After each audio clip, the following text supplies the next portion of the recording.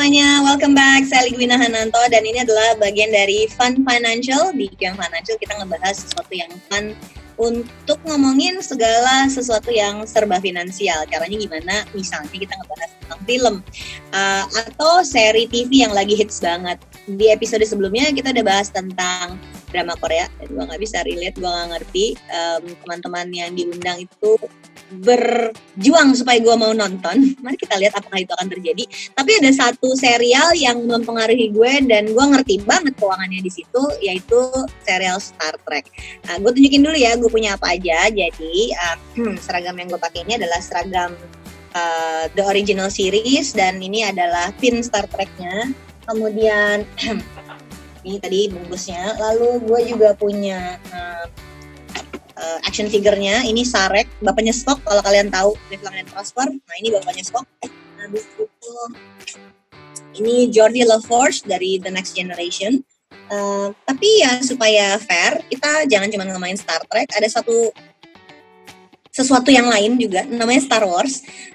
Dan tentu kalian familiar dengan R2-D2. Nah ini adiknya BB-8 kalau ingat. Dan tentu saja ini kapal apa ya? Mungkin temen gue yang sudah hadir di sini ada yang tahu ini kapal apa namanya, guys? Millennium Falcon. No. Oke, ini dia narasumber kita kali ini, ada Mario, FX Mario dan Arya Raja. Hai guys. Halo. Demi apa diajakin gue untuk syuting YouTube buat ngebahas sama Star Wars? Demi apa? Ya, jadi keuangan berhubungan sama Star Trek sama Star Wars. Tadinya gue sebagai yang megang acara harus netral kan, jadi gue tuh udah nyari kaos yang tulisannya Star Trek tapi pakai fontnya Star Wars. Gue punyanya suami gue, tapi kayak gini kan? Ya kayak gitu. Tapi nggak tahu kenapa tidak kan? Aneh kan? Gimana? Cari syuting nggak ada. Di cucian, tanya mbak. Cari alasan, jadi terpaksa pakai seragam Star Trek. Bilang aja pengennya. Well, anyway, kita hari ini mau bahas dua hal sih sebetulnya. Kita mau ngebahas Star Trek dan Star Wars itu di dunia mereka, di universe mereka tuh ada duitnya atau enggak. Jadi kalau ada yang nggak familiar, Star Trek tuh seperti ini. Ini ada pop-up. Ini lebay sih, gue pengen pamer aja koleksi gue. Kapan lagi gue bisa bahas begini ya? Ya. Tapi selain itu di dunia nyata, di kehidupan kita, Star Trek dan Star Wars itu secara finansial seperti apa? Jadi kayak gimana franchise-nya menghasilkan uang, intellectual property-nya gimana, sampai ke merchandising yang tadi kita udah lihat. Tapi sebelum masuk ke situ kita bahas dulu nih. Coba Arya dulu deh, kasihan deh. Kasihan. Biar kesannya nggak dua lawan satu ya. Iya, enggak. Gue akan berusaha untuk senetral mungkin, walaupun nggak mungkin karena gue pakai seragam merah ya dengan communicator ya udah standby. Ya, sejak kapan lu suka Star Wars? Star Wars dari kecil sih, dan itu tuh dari mainannya. Jadi benar-benar kayak mainannya yang justru malah mainannya dulu yang menarik perhatian. Terus kan waktu kecil nggak pernah dibeliin. Kayak gini. Iya, kayak gitu. Kayak seperti yang terlihat di atas ini udah menjadi obsesi, dan ada satu lemari lagi di belakang yang nggak dilihatin. Jadi dari dulu tuh nggak pernah dibeliin soalnya. Jadi ya udahlah, sekarang baru bisa beli. Jadi kayaknya kita ada ya, waktu kecil pengen sesuatu terus nggak bisa, terlalu mahal. Jadi begitu udah dewasa kita cari deh, gue beli nih barang ini. Iya banget. Nonton filmnya sendiri sih ya? Kayak iya nonton filmnya sendiri sih sebenarnya baru kayak tahun 2000-an yang pas remake-nya yang pertama kan. Yang episode 456 di remake lagi, terus jadi hype lagi gitu. Akhirnya ngefans dari situ sih, saking ngefansnya sampai sekitar 3 tahun yang lalu beli license-nya Star Wars karena ngefans aja sih. Gimana? Beli apa? Beli IP license-nya Star Wars buat bikin merchandise kaosnya. Permisi, jadi Arya ini punya license IP untuk merchandise Star Wars di Indonesia. Iya. Dulu sekitar 3 tahun yang lalu. Jadi dis.co.id itu pertama dan kayak waktu itu sih satu-satunya yang pemegang lisensi kaos khusus online, lisensi merchandise tapi khusus online. Yang kalau yang lain tuh harus retail soalnya. Yang lo suka dari Star Wars apa? Yang paling gue suka sih robotnya sih. Jadi benar-benar kayak robotnya, pesawatnya gitu. Terus kalau karakter development sendiri kan itu kan basically drama keluarga aja ya. Keluarga Skywalker, terus abis itu berantem mulu, ngerebutin warisan basically sih. Sebenarnya sih. Sebenarnya nggak sinetron aja gitu. Sinetron, ceritanya masih sinetron banget lah. Kita semua juga tahu itu sebutannya kan space soap opera. Space soap opera. Iya, tapi battle-nya futuristiknya, dunianya gitu loh. Jadi benar-benar imersif banget. Bikin ngayalnya tuh kayak jadi ngayal banget lah gitu. Dan ya perangnya tentu saja. Iya, ada kan namanya Star Wars, perangnya ditunggu-tunggu tuh sama penggemarnya. Mario, apa yang membuat lo menjadi seorang Trekkie? Gue tuh pertama kali nonton Star Trek tuh nggak sengaja sebenarnya. Jadi waktu itu malam-malam di RCTI, dulu kan ditayangin di RCTI malam-malamnya tahun 90-an awal gitu. Gue tuh waktu itu justru malah gue kalau nggak salah lagi nungguin mau nonton itu film Quecheng sama enggak itu apa? Iya dari Return of the Heroes atau apalah itu gue lupa. Nah, terus kalau nggak salah sebelumnya itu ditayangin Star Trek, gue juga lupa. Pokoknya kalau nggak salah begitu. Dan di malam itu gue ngelihat waktu itu yang adegan yang gue masih inget banget tuh Lieutenant Commander Data, dia robot android, dia menyelesaikan masalah dengan waktu itu ngelakuin ada chip-chipnya Enterprise pada copot, dia masangnya bisa dengan cepat. Dia pasang dengan sangat cepat ya. Kayak, wah, lo bayangin gue waktu itu masih 10 tahunan lah, belasan awal gitu kayak, wah apa ini kayak, Star Trek, oke, gue suka. Itu mulai nonton dulu, nontonnya di RCTI malam-malam tahun 90-an awal. Terus yang lo suka dari si Star Trek ini apa?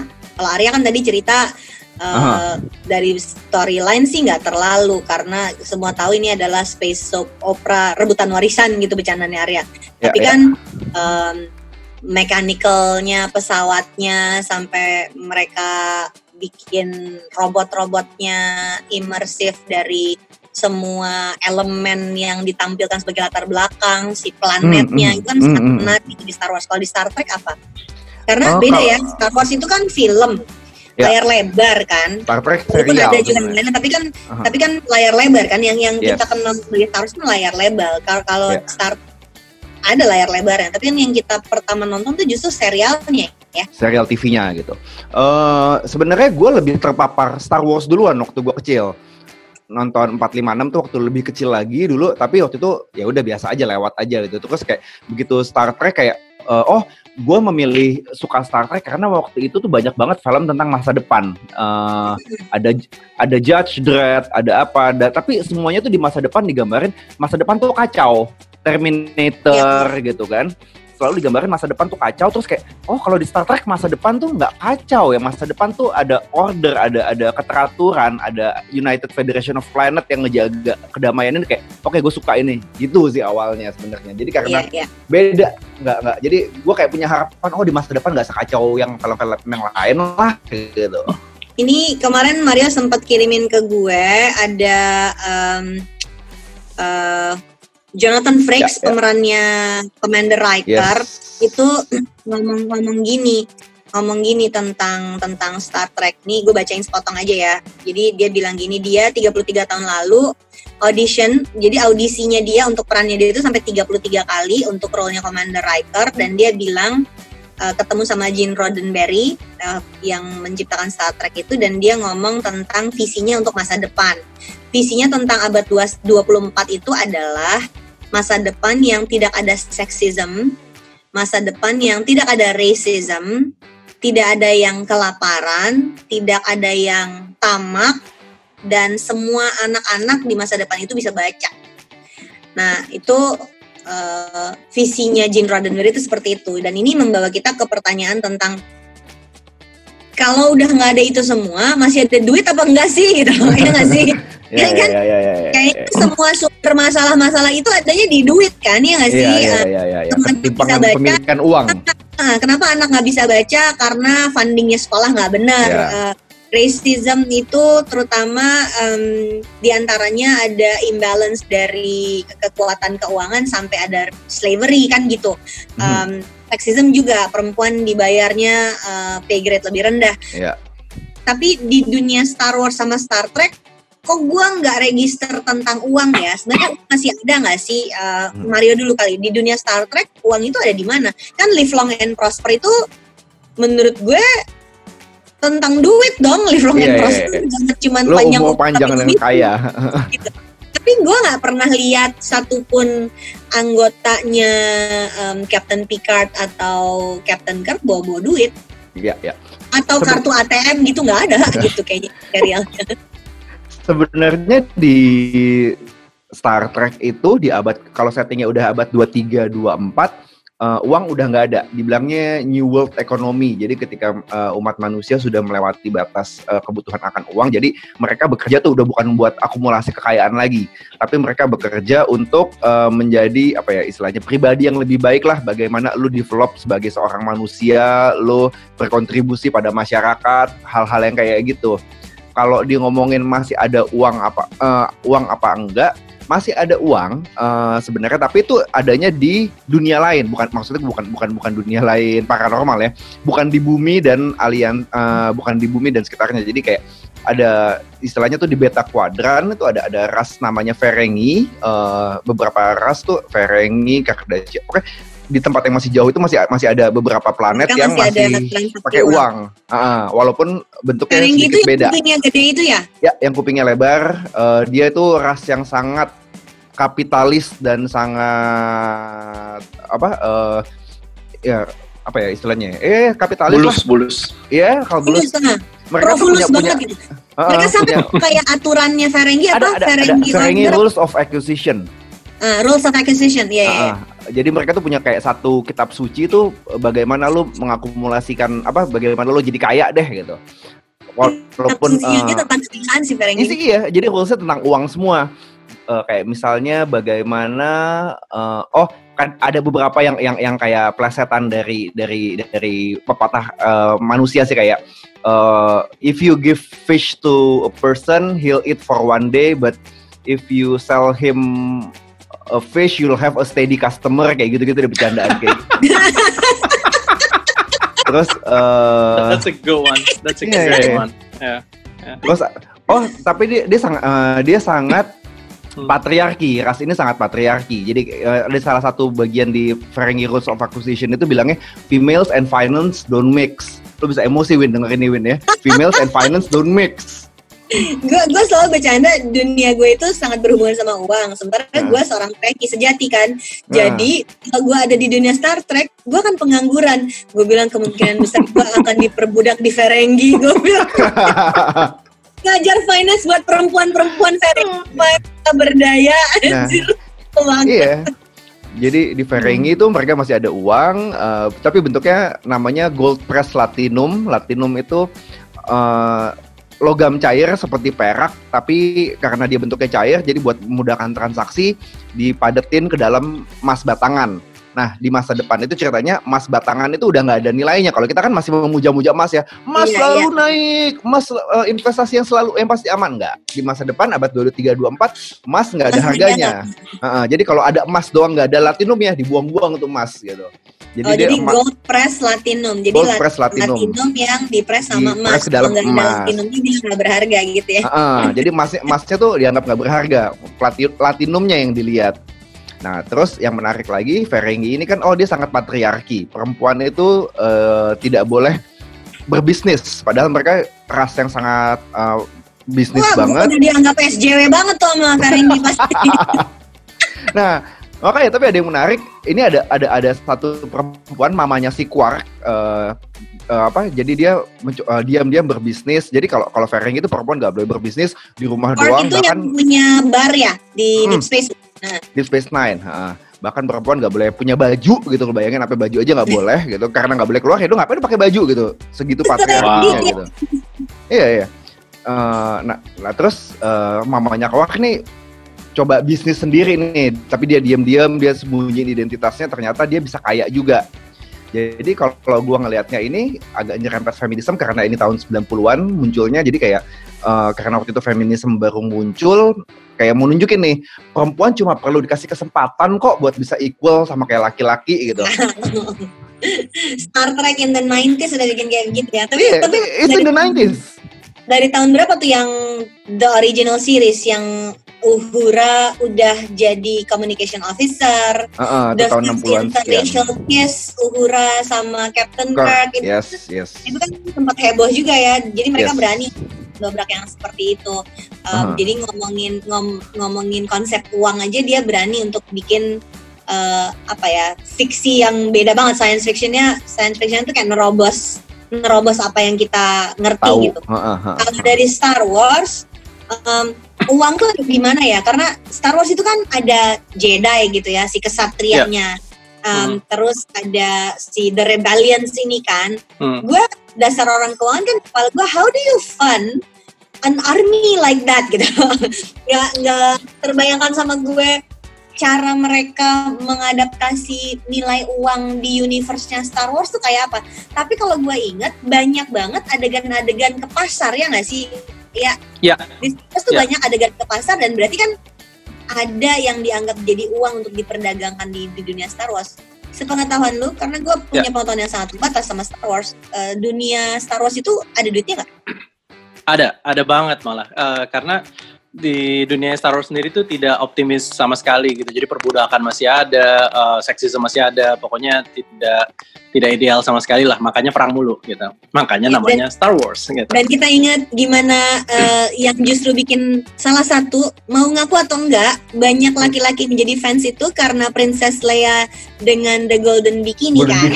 Iya, exactly. Itu kan pure sexism at its best lah gitu lah. Tapi kan dan again itu diciptakan di era yang berbeda gitu. Jadi kalau sekarang mungkin SJW tidak akan terima.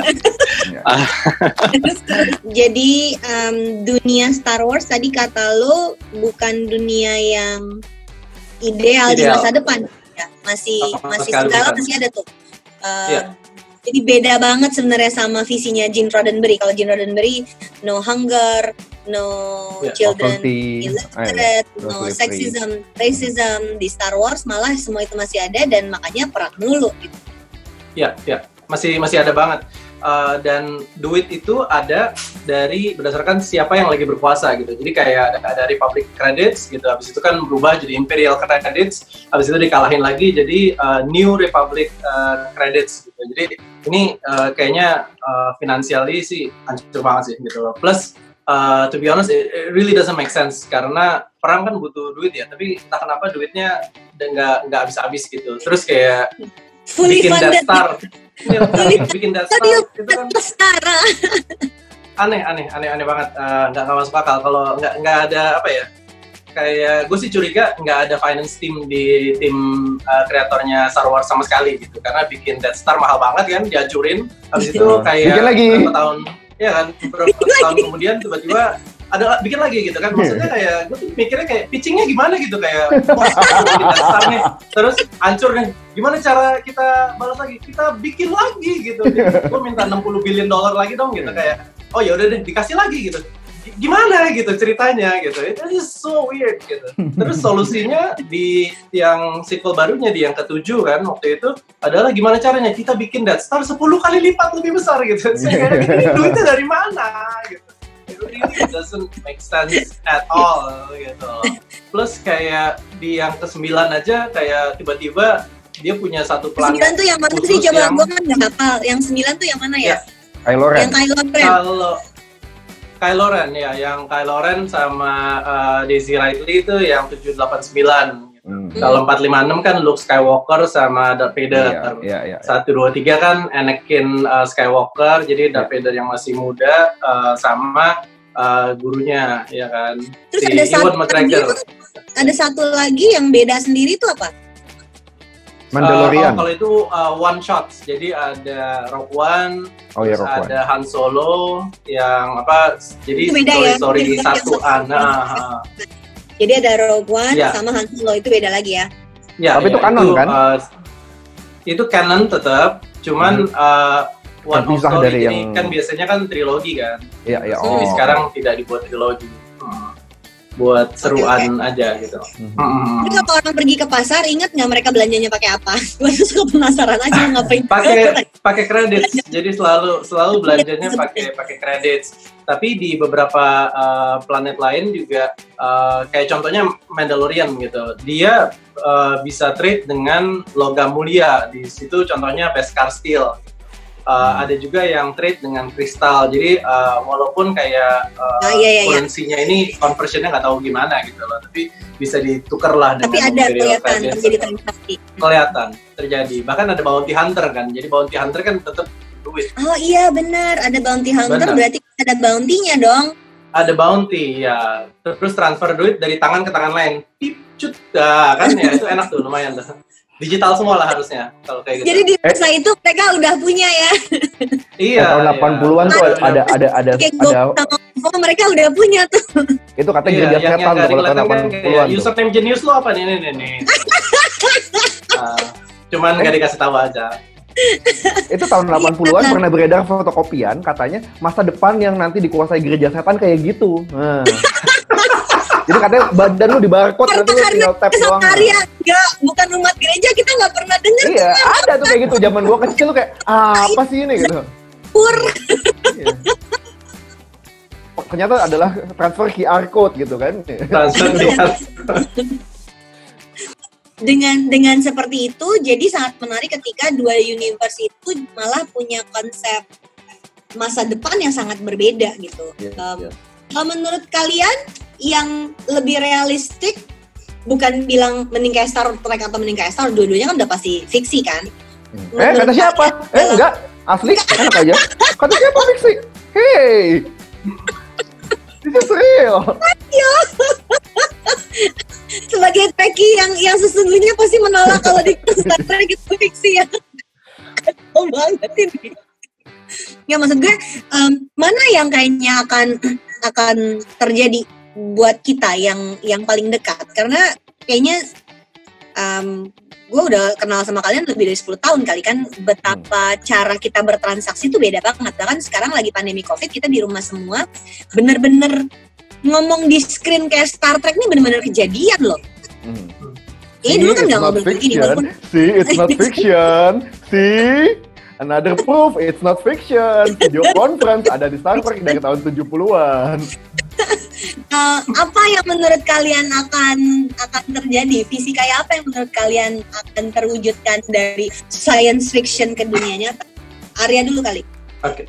Kayaknya sih yang paling dekat sih the idea of a global currency. Jadi di Star Wars kan ada global currency-nya itu credits kan gitu, baik Imperial credits maupun Republic credits. Nah, sekarang kan dengan the rise of Bitcoin gitu, mungkin akan ada arahnya ke sana yang dimana sebuah currency yang bisa berlaku global dan formatnya digital gitu, dan mungkin tidak dipantek ke satu nilai tertentu kayak misalkan emas gitu. Tapi kan sekarang juga kebanyakan duit udah fiat juga ya, jadi udah tidak ada backingan emas juga gitu. Jadi kan bedanya apa? Ya kan, makanya kayak, dan dunia sendiri sudah sangat global sekali kan sekarang. Jadi I think yang paling dekat itu adalah kemunculan sebuah global currency di mana kita bisa transaksi dengan bebas kepada semua orang dengan instan, dan mungkin banyak orang yang mikir kan sudah seperti itu gitu, tapi pada kenyataannya kan enggak.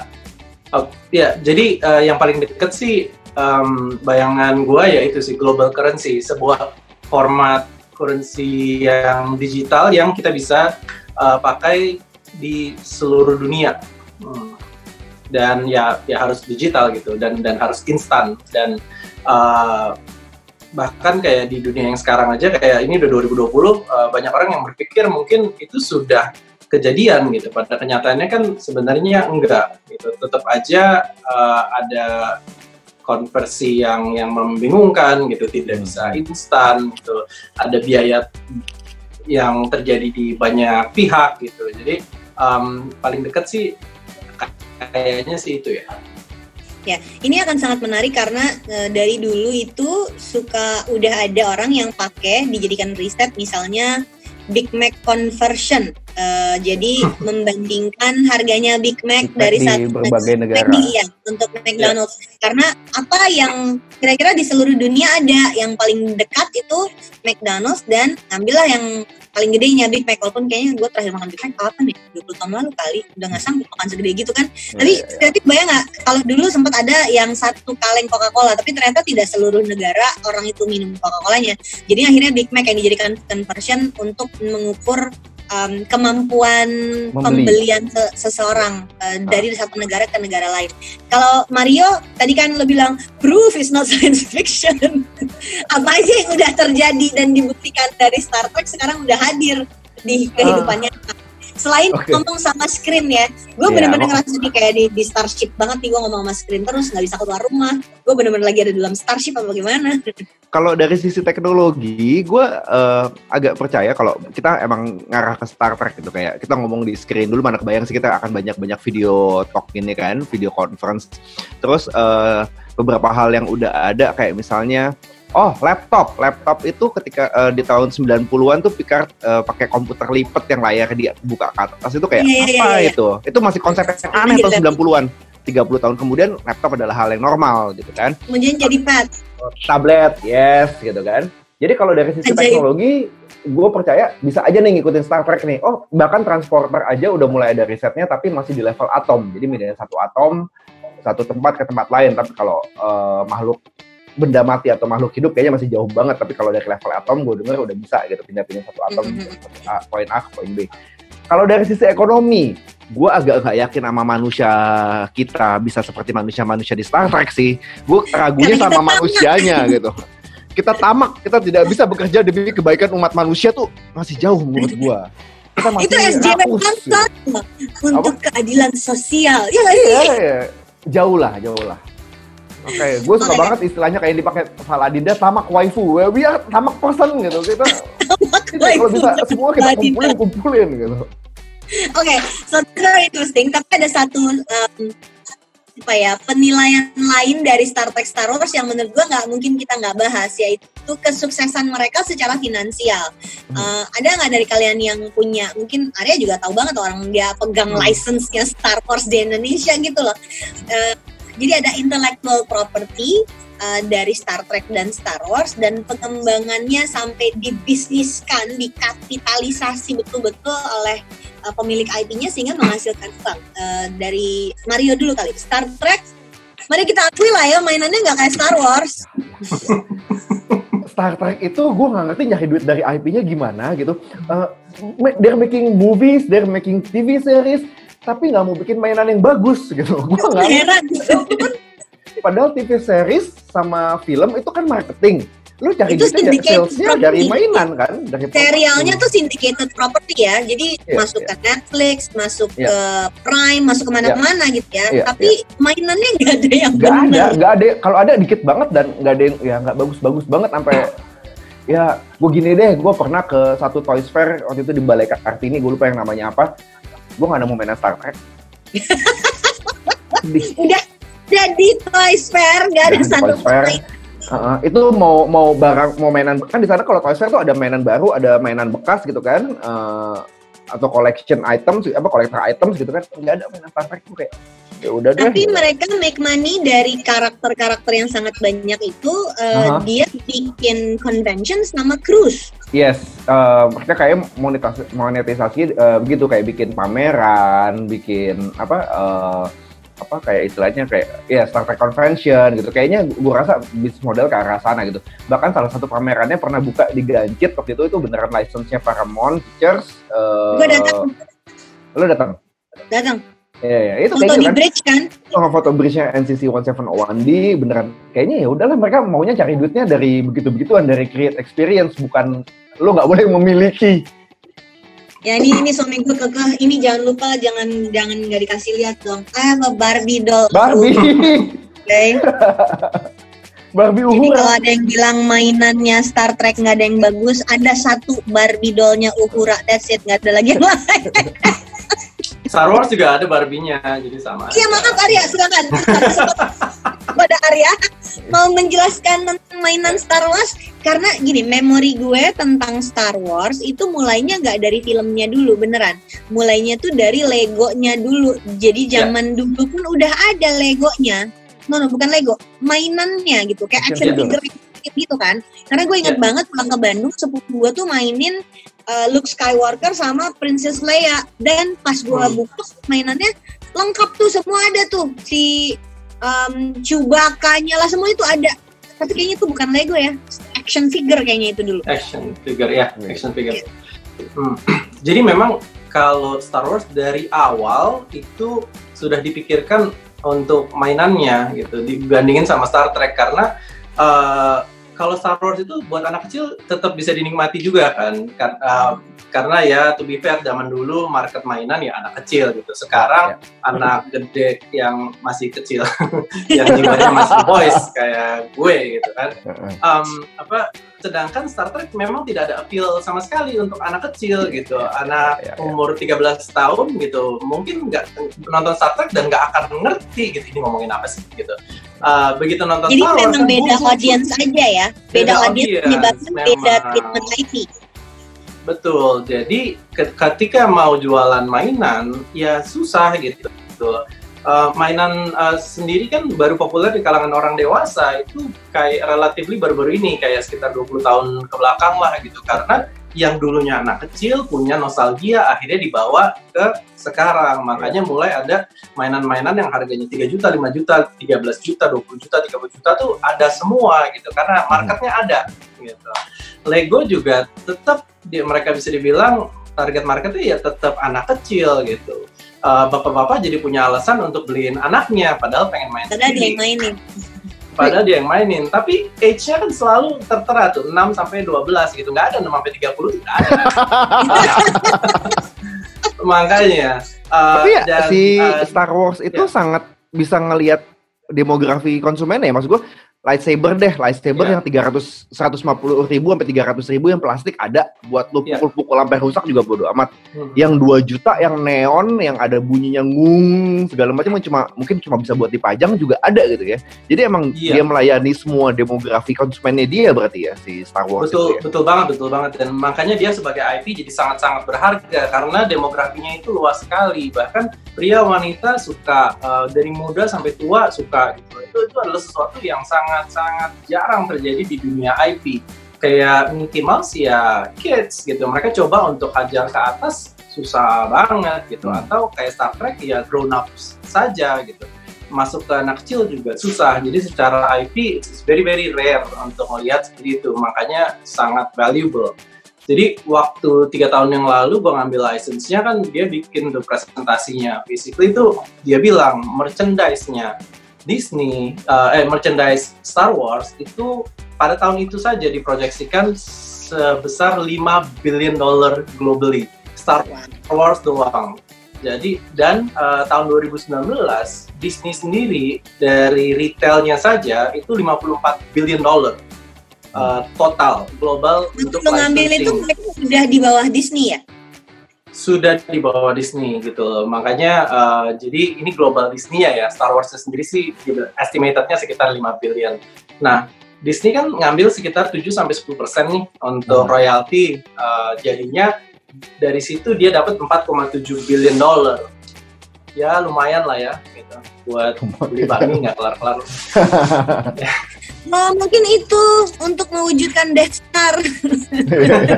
Ada mimpi bikin Death Star. Ya, tinggal kurang 90 billion lagi lah buat bikin satu Death Star. Seribet apa sih ya untuk bisa punya license resminya Star Wars? Ribet banget karena nggak sembarangan orang bisa. Kita di vetting sebagai company, kita di vetting, kita disuruh nunjukin berbagai macam dokumen yang kita nggak bisa bilang. Kita harus tunjukin juga di produksi di mana kita harus make sure tidak memperkerjakan anak di bawah umur gitu. Jadi karena pabrik yang di Bangladesh waktu itu sempat problem ya kan. Pabriknya itu harus sesuai sama safety regulation gitu. Waktu kita visit pabrik kita bahkan kayak kita punya fire exit kan. Terus fire exitnya itu dikunci karena orang-orang pada ngerokok gitu loh. Itu kan sangat membahayakan gitu kan. Akhirnya jadi ya gitu kita perbaiki, terus habis itu sprinklernya harus nyala, harus arah keluarnya juga harus jelas gitu loh. Jadi menjadi standar Disney itu sangat-sangat tinggi dan sangat lumayan costly lah waktu itu kita investmentnya. Tapi ya memang bisa dibilang namanya Star Wars ya gitu loh. Jadi it's a very huge thing dan dulu senang banget sih bisa kayak mimpi terwujud lah kerja sama bareng sama Disney untuk bisa jualan barang Star Wars. Apa istilahnya kalau penggemar Star Wars disebutnya, kalau Star Trek kan Trekkie, kalau Star Wars disebutnya apa? Normal people. Aja kan. Normal people love Star Wars. Lucu banget ini obrolannya, benar-benar.